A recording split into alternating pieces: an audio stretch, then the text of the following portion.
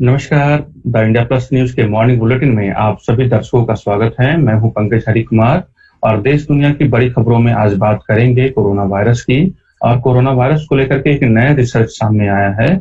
हम बताएंगे कि क्यों कोरोना को लेकर के और ज्यादा सावधान रहने की जरूरत है। इसके बाद हम बात करेंगे कि भारत चीन संबंधों को लेकर के बॉर्डर पे किस तरह की एलएसी पर किस तरह की स्थिति बनी हुई है और चाइना को किस तरीके से मात खानी पड़ी है। हम इसके बारे में भी विस्तार से बताएंगे। और कानपुर के जो विकास दुबे जो गैंगस्टर है, उसने जिस हत्याकांड को अंजाम दिया है, हम बताएंगे कि उसकी किस तरह की रंगदारी या इस तरीके से उसकी जो खौफ जो है पूरे इलाके में था और वो कैसे थानेदार को धमका देता था।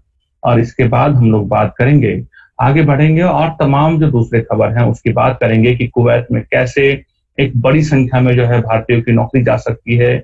इसके बाद हम बात करेंगे कि यूपीएससी के जो रिजल्ट हैं वो सामने आने वाले हैं और ऐसे तमाम बड़ी खबरों की हम लोग बात करेंगे। और हम आज भी बात करेंगे, आज का अहम दिन ये भी है कि आज कोरोना जो वैक्सीन है, जो स्वदेशी वैक्सीन है, उसका ट्रायल किन किन राज्यों में शुरू जो है वो हो रहा है, जिसको ह्यूमन बॉडी पे सफलता मिली है। ह्यूमन बॉडी पे जो ट्रायल होंगे उसको लेकर के किन किन राज्यों में वो वैक्सीन का जो है वो ट्रायल शुरू होगा, हम इसके बारे में भी आपको पूरी विस्तार से जानकारी देंगे। लेकिन शुरू करते हैं सबसे पहले कोरोना की खबरों से। और आपको बता दें कि भारत जो है कोरोना के मामले जो है वो 7 लाख के जो है वो पार कर चुके हैं। सिर्फ 4 दिनों में, सिर्फ 4 दिन की बात करें तो सिर्फ 4 दिन में भारत में 1 लाख से ज्यादा केस जो है वो कोरोना के संक्रमण के मरीज जो है वो दर्ज किए गए हैं। हम आपको बता दें कि 4 दिन पहले जो है देश में कोरोना संक्रमितों की संख्या 6 लाख थी, लेकिन 4 दिन बाद जो है वो इसमें उछाल जो देखा गया है वो 1 लाख का उछाल देखा गया है। हम आपको ये भी बता दें कि पिछले जो सुबह जो कल जो आखिरी एक दिन में जो कोविड-19 के 24,248 मामले सामने आए थे, जो बढ़ करके जो है अब करीब 7 लाख के करीब पहुंच गया है। और कोविड-19 की वजह से जो पिछले 24 घंटे में जो जिन लोगों की मौत हुई है उनकी संख्या जो है वो 425 है। अब बहरहाल जो एग्जैक्ट जो डाटा आ रहा है वो ये है, 7,11,871 जो है वो कोरोना की जो संक्रमित मरीजों की संख्या हो गई है। और आपको बताएं कि ये बहुत तेजी से जो है कोरोना हमारे देश में फैलता जा रहा है। अब हम लोग आपको एक आंकड़े जो है हम आपको जारी करके बता दें कि किस तरीके से जो कोरोना जो है वो किस किस राज्यों में सबसे ज्यादा है। सबसे पहले हम आपको बात करें कि सबसे ज्यादा जो कोरोना के मामले हैं वो महाराष्ट्र में है। वहां 2,06,619 जो है वो संक्रमण के जो मरीज हैं। लेकिन एक्टिव की बात करें तो बहुत सारे लोग ठीक हो चुके हैं। जो मरीज है वो 86,057 लोग अभी इस बीमारी से पीड़ित है महाराष्ट्र में। तमिलनाडु दूसरे पोजीशन पे है। दिल्ली की जो संख्या है उसमें सुधार देखने को मिल रहा है और तमिलनाडु में जो है वो दूसरे नंबर पे पोजीशन पे पहुंच गया है। वो 1,11,151 जो है मरीज संक्रमित पाए गए हैं। लेकिन वहां जो एक्टिव मरीज है, मतलब जिनका इलाज चल रहा है, वो 46,863 है। दिल्ली जो है वो तीसरे पोजीशन में पहुंच गया है। दिल्ली में जो कोरोना के जो मामले हैं वो 1 लाख के करीब पहुंच गया है। उसके बाद गुजरात है, गुजरात में 36,000 के करीब है। उसके बाद उत्तर प्रदेश है, करीब 28,000 के आसपास का यह मसला है। तेलंगाना, कर्नाटका, वेस्ट बंगाल और इस तरह की जो है वो आप देखेंगे राज्यवार जो है वो आंकड़ा है, किस देश में किस राज्य में किस तरह की स्थिति बनी है, जो हम आपको बता रहे हैं। अगर दुनिया की बात करें तो दुनिया में सबसे ज्यादा मामला जो है वो यूएस में है। और यूएस में जो टोटल संक्रमण का जो केस है वो 28,88,586 है। वहीं जो है वहां पे जो एक्टिव मामले हैं, मतलब कि जिनका इलाज चल रहा है, वो 18,51,876 है। दूसरे नंबर पे ब्राजील है। वहां जो कुल मामला है कोरोना के, वहां 16,03,055 मामले हैं। जबकि तीसरे नंबर पे भारत पहुंच गया है रूस को पीछे छोड़ते हुए कोरोना के मामले में पूरी दुनिया भर में। तो आपको बता दें कि इंडिया में 6,97,413 मामले जो है वो, माने ये कल के आंकड़े हैं, अब तो 7 लाख को पार कर चुके हैं। तो ये मामला है। और रशिया में जो है वो भी जो कल के जो इनके आंकड़े हैं वो 6,80,283 मामले जो है वो पूरी दुनिया भर में जो है हम आपको सूरत हाल बताए हैं। अब बात करते हैं एक ऐसी जानकारी जो आपके लिए बहुत ही चौंकाने वाली बात है और बहुत ही चिंता का सबब है कि कोरोना का जो है वायरस किस तरीके से अपना रूप बदलते जा रहा है और डॉक्टरों ने क्या कहा है, जिसको लेकर के हमें आपको बहुत ज्यादा सावधानी बरतने की जरूरत है। दरअसल अब उन डॉक्टरों ने आगाह किया है कि यदि आप गंभीर रूप से डायरिया से पीड़ित हैं, तो हो संभव हो कि आप कोरोना वायरस से के चपेट में आ गए हों। डॉक्टरों ने कोरोना वायरस के लक्षणों की सूची में कुछ और लक्षणों को जोड़ा है, जिसमें अब तक खराब पेट या फूड पॉइजनिंग कहकर नजरअंदाज नहीं किया जा सकता है। ये बात कही जा रही है। दरअसल लोग अब ये मानते हैं कि मौसमी बीमारी या फूड पॉइजनिंग के कारण लोग नजरअंदाज कर देते हैं, लेकिन डॉक्टरों का ये कहना है कि कोरोना वायरस अपने अस्तित्व को बनाए रखने के लिए मौसम के अनुसार अपनी जीनोमिक संरचना को बदल रहा है। और ऐसी खबर आ रही है कि अगर अभी तक समान तौर पर ये था कि अगर आपकी सांस फूल रही है या फिर आपको जो है स्मेल नहीं आ रहा है या फिर आपको जो है दूसरे जो है आपको दिक्कत आ रही है, तो उसके बारे में बताया गया है। लेकिन अब ऐसे मरीज भी मिल रहे हैं जिसको शुरुआत में डायरिया, सिर दर्द, उल्टी की शिकायत जो है अब जिनको जिसमें देखा गया है, उसे भी कोरोना टेस्ट कराने के लिए कहा गया है। तो आपके लिए ये खबर बहुत बेहद जरूरी है। और हम आपको बताएं कि डायरिया और उल्टी वजह से डिहाइड्रेशन हो जाता है, फिर ऑक्सीजन की लेवल में कमी हो जाती है और अचानक से बेहोशी हो जाती है। तो ऐसे में आपको ज्यादा सतर्क रहने की जरूरत है और ये खबर आपसे जुड़ी हुई है। हम आपको बताएं, कर्नाटक लेके चलते हैं। कर्नाटक के जो मंत्री हैं सरकार में, उन्होंने ये कहा है कि कर्नाटक में जो है वो कम्युनिटी ट्रांसफर हो रहा है। ये बात उसने मैंने एक्सेप्ट की है। कोरोना वायरस के बीच कम्युनिटी ट्रांसफर की चर्चा अक्सर होती रही है, लेकिन तमाम केंद्र सरकार से लेकर के राज्य सरकार नकारती रही है। लेकिन कर्नाटक के जो स्वास्थ्य मंत्री है इस बात का दावा कर रहा है कि भारत में अभी तक जो केंद्र सरकार है वो ये दावा कर रही है कि कम्युनिटी ट्रांसफर नहीं है। लेकिन जो जेसी मधुस्वामी है, उन्होंने कहा है कि कर्नाटक में जो है कोरोना का संक्रमण सामुदायिक स्तर पर फैलने लगा है। और हम आपको बताएं कि कोरोना में जो अभी मामले हैं वो 13,255 है, जिसमें तो कुल मामले जो हैं वो 23,474 मामले जो हैं वो कोरोना में हैं। तो ये बात जो है पहली बार किसी राज्य के मंत्री ने जो है ये स्वीकार किया है कि वहां पे कोरोना जो है कम्युनिटी ट्रांसफर हो रहा है। कम्युनिटी ट्रांसफर का मतलब ये होता है कि एक व्यक्ति से दूसरे व्यक्ति में हवा के जरिए जो है या फिर उसके संपर्क में आने से ये चीजें फैल रही हैं और इसका बहुत ही ये खतरनाक इसका परिणाम होता है। बढ़ते हैं, आपको एक अच्छी खबर बताते हैं कोरोना को लेकर के। जो तमाम जो खबरें आ रही हैं उसमें एक अच्छी बात यह है कि भारत में का जो स्वदेशी वैक्सीन है, जो भारत बायोटेक और आईसीएमआर के संयुक्त उपक्रम है, और उसको लेकर के जो है आपको बताएं कि जो ह्यूमन ट्रायल है, जिसमें ह्यूमन ट्रायल में फेज 1 फेज 2 की जो इजाजत दी गई है, आज 7 जुलाई है और आज उसकी क्लिनिकल परीक्षण की शुरुआत आज हो जाएगी देश भर में। और आपको बताएं कि इसके लिए जो है पटना का जो एम्स है, आज वहां भी इसकी यहां से शुरुआत होगी। जो कोरोना वायरस की वैक्सीन है उसका ट्रायल जो है पटना के एम्स से भी होगा। हम आपको बता दें कि आईसीएमआर ने पटना एम्स समेत देश भर के 13 विशिष्ट अस्पतालों व चिकित्साओं को कोरोना वैक्सीन ट्रायल के लिए चयन किया है। इसमें सभी चयनित संस्थानों को 7 जुलाई तक जरूरी प्रक्रिया पूरी करने के निर्देश दिए गए थे। हम आपको ये बता दें कि इस ट्रायल के क्रम में पटना के जो निदेशक हैं डॉक्टर पीके सिंह ने कहा कि वैक्सीन ट्रायल आज से शुरू होगी। इसके लिए अधीक्षक संघ बैठक कर जरूरी तैयारी की गई है। हालांकि उन्होंने यह खुलासा नहीं किया कि कितने और किस प्रकार के मरीजों पर का चयन ट्रायल के लिए किया जाएगा। और हम आपको बता दें कि स्वदेशी जो टीका है उसको भारत में सफलता मिली थी और जिन जिन राज्यों को इसमें शामिल किया गया है, मान पटना के एम्स के अलावा जिन जिन जो कौन कौन से वो राज्य है वो हम आपको बता दें जिसको ट्रायल के लिए मंजूरी मिली है भारत में। वो है दिल्ली, आंध्र प्रदेश, हरियाणा, कर्नाटका, तमिलनाडु, बिहार तो ऑलरेडी शामिल है, तेलंगाना, उड़ीसा, गोवा के अलावा सूबों में कानपुर और गोरख के डॉक्टर जो है वो शामिल किए गए हैं। अब हम बढ़ते हैं कोरोना से आगे की अगली खबर की तरफ बढ़ते हैं और वो है भारत चीन का जो के बीच में जो गलवान वैली है, जो लेह लद्दाख के की जो एलएसी है, वहां पे जो एक तनाव की स्थिति बनी हुई थी उसमें कहीं ना कहीं अब जो है आप नॉर्मलसी देखने को मिल रही है।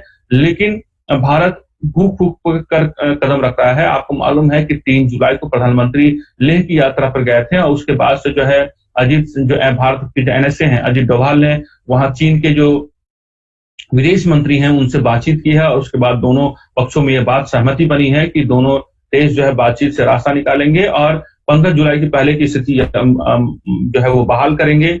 कोई भी देश जो है वो यथास्थिति बदलने की कोशिश नहीं करेगा। और इसके तहत जो अब खबर आ रही है कि चीन जो है वो चीन की जो सेनाएं हैं वो करीब 1.5 से 2 किलोमीटर पीछे हट गई है। और आपको ये भी बता दूं आपको कि चीन ने अपने सैनिकों को गलवान घाटी से कम 1-2 किलोमीटर पीछे किया है और 15 चीनी सेना ने 15 जून को एलएसी पर झड़प वाली जगह से पेट्रोल पॉइंट 14 से पीछे खबरने की खबर आ रही है। इसमें एक अच्छी बात ये की गई है कि भारतीय जवान भी पीछे आ गए हैं और दोनों पक्षों के सैनिकों के बीच एक बफर जोन बना दिया गया है। और ये भी खबर आ रही है कि गलवान नदी के मोड़ से जो है अस्थायी ढांचे टेंट को जो ये टेंट है उनको चीन ने हटाना शुरू कर दिया है। तो भारत की जो रणनीति, भारत का जो दबाव है और प्रधानमंत्री का जो लेह यात्रा है उसके बाद से जो है वो काफी कुछ स्थिति बदली है और एक तरीके से चीन को जो है अपने पैर जो है वो पीछे खींचने पड़े हैं।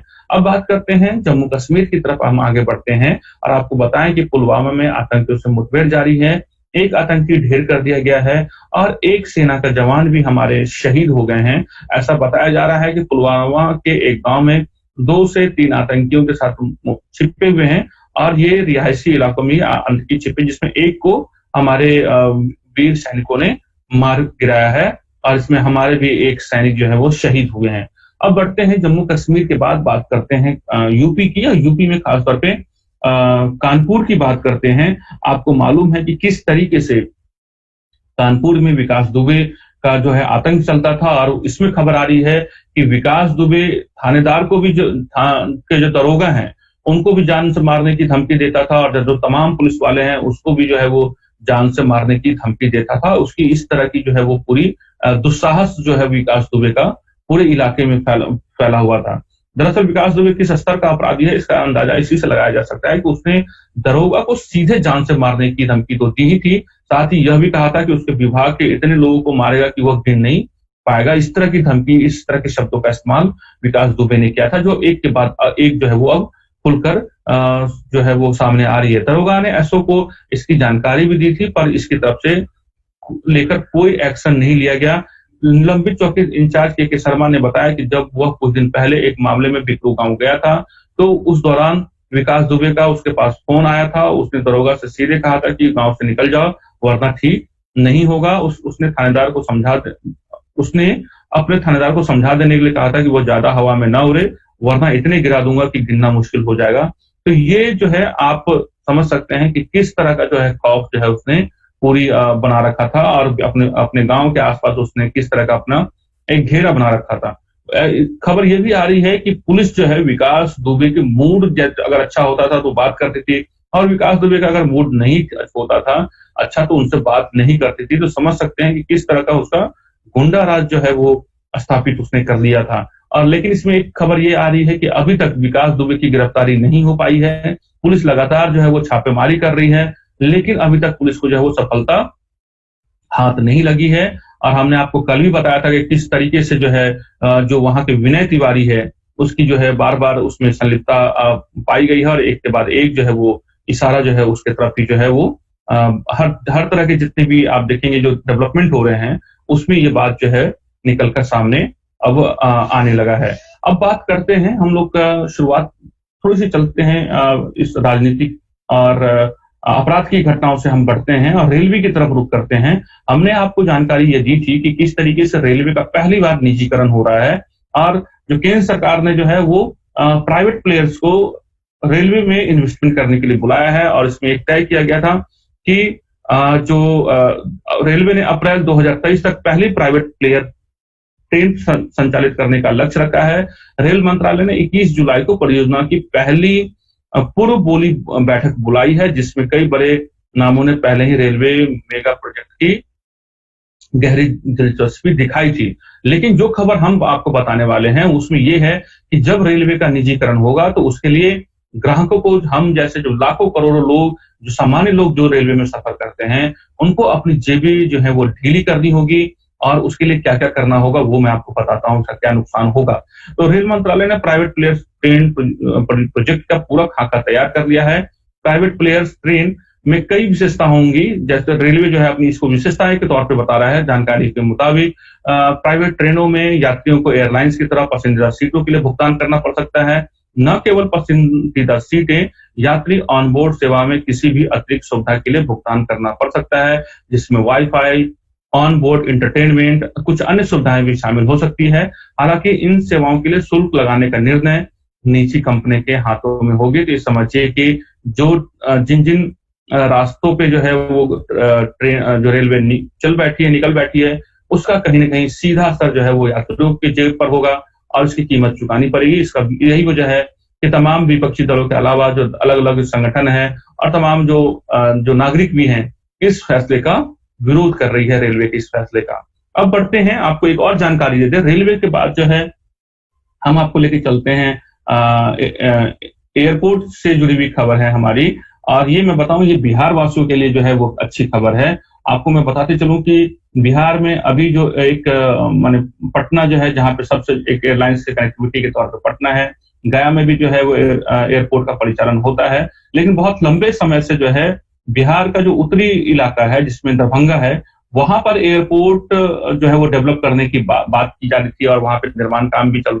रहा है और बहुत लंबे समय से ये मांग की जा रही है। अब इसमें एक अच्छी खबर आई है और ऐसी संभावनाएं जताई जा रही है कि अक्टूबर से जो है दरभंगा एयरपोर्ट खुल जाएगा और वहां पर जो है विमानों की जो है आवाजाही हो सकेगी। तो कनेक्टिविटी के मामले में जो है उत्तर बिहार जो है वो काफी बेहतर हो जाएगा।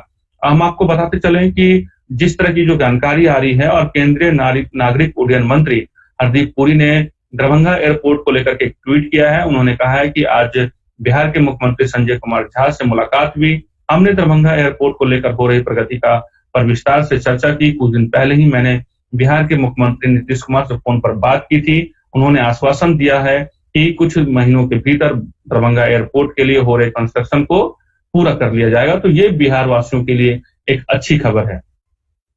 अब बात करते हैं एजुकेशन से जुड़ी हुई बात कर लेते हैं। और आपको मालूम है कि गृह मंत्रालय ने एक बड़ा फैसला लिया है और उन्होंने ये कहा है कि विश्वविद्यालय जितने भी यूनिवर्सिटी हैं उनको फाइनल एग्जाम कराने की इजाजत उन्होंने दे दी है। तो तमाम ऐसे स्टूडेंट्स, पेरेंट्स और जो बच्चे हैं जो एग्जाम को लेकर के तनाव में हैं, कोरोना की वजह से कई बार जो है इस बार शेड्यूल पूरा जो है वो बदलना पड़ा है, तो उसको लेकर के गृह मंत्रालय ने जो इजाजत दी है, मैं आपको बता दूं कि गृह मंत्रालय ने केंद्रीय उच्च शिक्षा सचिव को विश्वविद्यालयों और संस्थानों द्वारा परीक्षाएं आयोजित कराने की अनुमति दे दी है। मंत्रालय ने एक बयान में कहा है कि विश्वविद्यालय और शैक्षिक संस्थान स्वास्थ्य मंत्रालय के कोविड-19 सुरक्षा नियमों को ध्यान में रखते हुए फाइनल परीक्षाएं आयोजित कर सकते हैं। इसमें यह कहा गया है कि परीक्षाओं के संबंध में यूजीसी और विश्वविद्यालयों के अकादमिक कैलेंडर के दिशा निर्देशानुसार और केंद्रीय स्वास्थ्य एवं परिवार कल्याण मंत्रालय द्वारा मंजूर मानक संचालन प्रक्रिया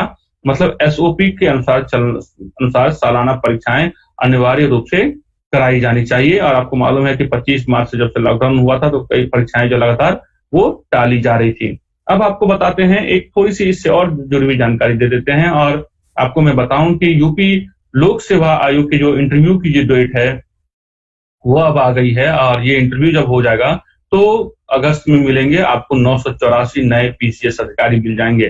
दरअसल उत्तर प्रदेश लोकसभा आयोग सम्मिलित राज्य प्रवर अधीनस्थ सेवा 2018 के अभ्यर्थियों के लिए इंटरव्यू का विस्तृत कार्यक्रम जो है वो जारी कर दिया गया है। आयोग ये इंटरव्यू 23 दिनों तक चलेंगे और इंटरव्यू की शुरुआत जो है वो 13 जुलाई से होगी, जबकि ये 7 अगस्त को खत्म होंगे। इस बीच सिर्फ 1 से 3 अगस्त तक इंटरव्यू नहीं लिए जाएंगे। इसके अलावा इंटरव्यू नियमित तौर पर होंगे।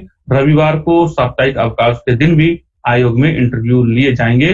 तो ये जो है एक अब जो है वो कई तरह की जो है फैसले लिए जाने लगे हैं। जो पेंडिंग परीक्षाएं, जो इंटरव्यूज हैं, वो जो है अब तमाम गाइडलाइंस के हिसाब से हर संस्थान या बोर्ड अपने हिसाब से अब सुविधा के अनुसार से नई नई जानकारियां जो है वो उपलब्ध करा रही है। और ये जो इंटरव्यू चलेंगे वो सुबह 9 से 12 बजे के बीच होगा। जो है वो 2 पालियों में ये कहा जा रहा है कि एक जानकारी के मुताबिक ये है कि पीसीएस 2018 का इंटरव्यू 13 से 31 जुलाई तक चलेगा। फिर 1 से 3 अगस्त तक कोई इंटरव्यू नहीं होगा। इसके बाद 4 से 7 अगस्त तक लगातार इंटरव्यू चलेंगे। साक्षात्कार कार्यक्रम 2 पालियों में आयोजित होगा। सुबह 9 बजे और दोपहर 12 बजे से साक्षात्कार होंगे और साक्षात्कार को आयोग 26 दिनों में पूरा करने वाला है। ठीक है, और ऐसी जानकारी आ रही है कि जब इंटरव्यू हो जाएंगे तो अगस्त में जो है वो रिजल्ट जो है वो आ जाएंगे। अब बात करते हैं कि हरियाणा की बात कर लेते हैं। और हरियाणा ने एक जो है हरियाणा मंत्रिमंडल ने निजी क्षेत्र की नौकरियों में राज्य के युवाओं को 75% आरक्षण दिए जाने संबंधी अध्यादेश लाने के प्रस्ताव को मंजूरी दे दी है और अगली बैठक में मंत्रिपरिषद के समक्ष अध्यादेश का मसौदा रखा जाएगा। भाजपा के साथ प्रदेश में गठबंधन सहयोगी दुष्यंत चौटाला की पार्टी ने मुख्य रूप से निजी क्षेत्र की नौकरियों में प्रदेश के युवाओं को 75% आरक्षण देने का वादा किया था। तो ये जो है एक फैसला जो है वो हरियाणा की तरफ से जो लिया गया है कि स्थानीय छात्रों को, बच्चों को, युवाओं को वहां पे नौकरी दी जाए। और इसमें ये कहा गया है कि जो अगली बैठक में मंत्रिपरिषद के समक्ष पेश किए जाने वाला मसौदा अध्यादेश के तहत विभिन्न निजी प्रबंधन कंपनियों, समितियों, न्यासों, सीमित देयता साझेदार फार्मों आदि में 50,000 रुपये प्रति महीने से कम वेतन वाली 75% नौकरियां स्थानीय युवाओं को दी जाएगी। अब हम बात कर लेते हैं और आज की जो हमारी अंतिम खबर है हम उसकी बात कर लेते हैं। और वो खबर जो है वो विदेश से, कुवैत से जुड़ा हुआ मसला है, लेकिन वो उसका सीधा संबंध जो है हमसे, आपसे और हमारे भारतीय जो नागरिक हैं उनसे जुड़ी हुई खबर है। और ये बहुत ही जो है वो चिंता की बात है कि ऐसे समय में, जब कोरोना के समय में बहुत सारे लोगों की नौकरियां जा रही हैं, आर्थिक तौर पे लोग परेशान हैं, कुवैत सरकार ने एक फैसला लेने जा रही है। और अगर वो फैसला, नया कानून अगर आ जाता है तो जल्द ही कुवैत में रह रहे 8 लाख भारतीयों को कुवैत छोड़ना पड़ सकता है। और ये वो 8 लाख जो पेशेवर हैं, जो वहां काम कर रहे हैं, उन्हें देश जब छोड़ना होगा तो वो जरूर, जाहिर सी बात है, अपने वतन वापस लौटेंगे। तो एक बड़ी चुनौती जो है वो उनके सामने भी होगी नौकरी की, और उनके और भारत सरकार के लिए भी एक बड़ी चुनौती होगी उन तमाम कामगारों को या उन सारे जो लोग वापस आए हैं उनकी व्यवस्था करना, उनके लिए रोजगार की एक नई चुनौतियों को, पहले से ही रोजगार के मसले पर भारत सरकार जूझ रही है। वैसे में एक बड़ी ये एक चिंता की सबब है और परेशान करने वाली खबर है। दरअसल मैं आपको बताऊं कि कुवैत में रहने वाले करीब 8 लाख भारतीयों को देश छोड़ने की तलवार लटक गई है। सरकार द्वारा लाए गए नए विधेयक से दोनों देशों के संबंधों पर भी असर पड़ने की पूरी संभावनाएं हैं।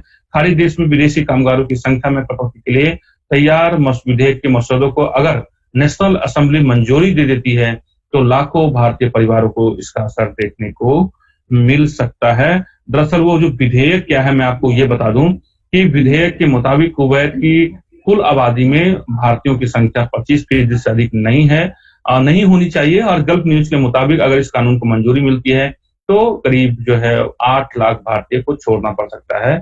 आपको ये मैं जानकारी बता दूं, दरअसल ये फैसला जो लिया गया है वो तेल की कीमतों में गिरावट और कोरोना वायरस महामारी के चलते विदेशी कामगारों का जो विरोध बढ़ा है, यहाँ की विधायिका और सरकारी अधिकारियों से कुवैत से विदेशी कामगारों को कम करने की लगातार जो है वो मांग की जा रही है। और कुवैत की एक आपको मैं बताऊं कि कुवैत में जो कुल आबादी है, उस कुल आबादी में वहां पे जो 70% आबादी जो है वो विदेशियों की है। मान विदेशी मतलब उसमें भारत, पाकिस्तान, नेपाल और जो दूसरे मुल्क के जो लोग हैं जो वहां काम करने के लिए वहां गए हैं वो उनकी है। तो कुवैत की अपनी जो आबादी है सिर्फ 30% ही है।